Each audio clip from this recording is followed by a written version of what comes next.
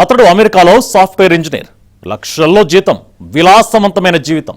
ఇంకేం ఎన్ఆర్ఐ సంబంధం అనేసరికి ఆ మహిళ సంతోషంగా పెళ్లి చేసుకుంది. ఎన్నో కలలు కంటూ అతనితో జీవితపు అడుగులు వేస్తుంది. సరిగ్గా 4 నెలలు గడిచాయి.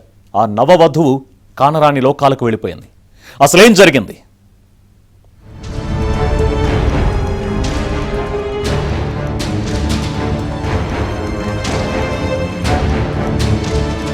అమెరికాలో భారతీయ software engineer Avinash Narne arrest అయ్యాడు. పెళ్లైన 4 నెలలకే కట్టుకున్న భార్య మెడ నులిమి దారుణంగా హత్య చేశాడు. ఏమీ తెలియనట్లు పోలీసులను బురిడి కొట్టించాలని చూశాడు. కానీ అమెరికా డిటెక్టివ్ల దర్యాప్తు ముందు అతని ప్లాన్ తలకిందులైంది. దీంతో నిందితుడు అవినాష్ నార్నేను కింగ్ కౌంటీ జైలుకు తరలించారు.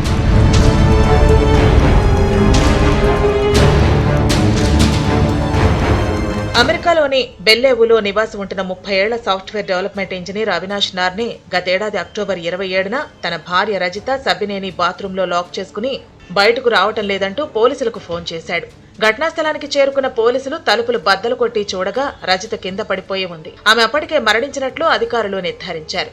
తాను బయటకు వెళ్లి 40 నిమిషాల తర్వాత వచ్చేసరికి భార్య లోపల లాక్ చేసుకుందని అవినాష్ పోలీసులను నమ్మించే ప్రయత్నం చేశాడు. అయితే అతను బయటకు వెళ్లిన సమయంలో వేరే ఎవరూ ఇంట్లోకి రాలేదని నిఘా కెమెరాల ద్వారా స్పష్టమైంది.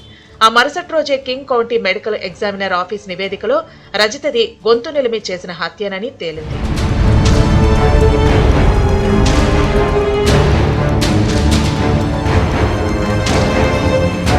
పోలీసుల దర్యాప్తులో అవినాష్ కు సంబంధించిన విస్తుపోయే నిజాలు వెలుగులోకొచ్చాయి. అవినాష్ కు ఇండియాలో మరో మహిళతో చాలా ఏళ్లుగా సంబంధం ఉంది. ఆ బంధం కొనసాగుతూ ఉండగానే 2025 జూన్ 5న రజితను వివాహం చేసుకున్నాడు.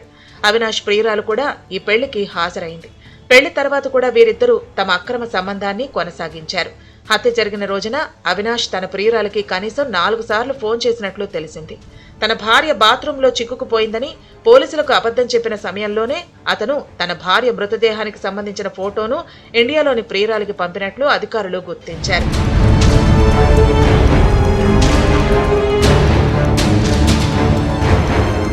విచారణలో భాగంగా రజిత మొబైల్ ఫోన్ను పరిశీలించిన అధికారులకు కీలకమైన మెసేజ్లు లభించాయి.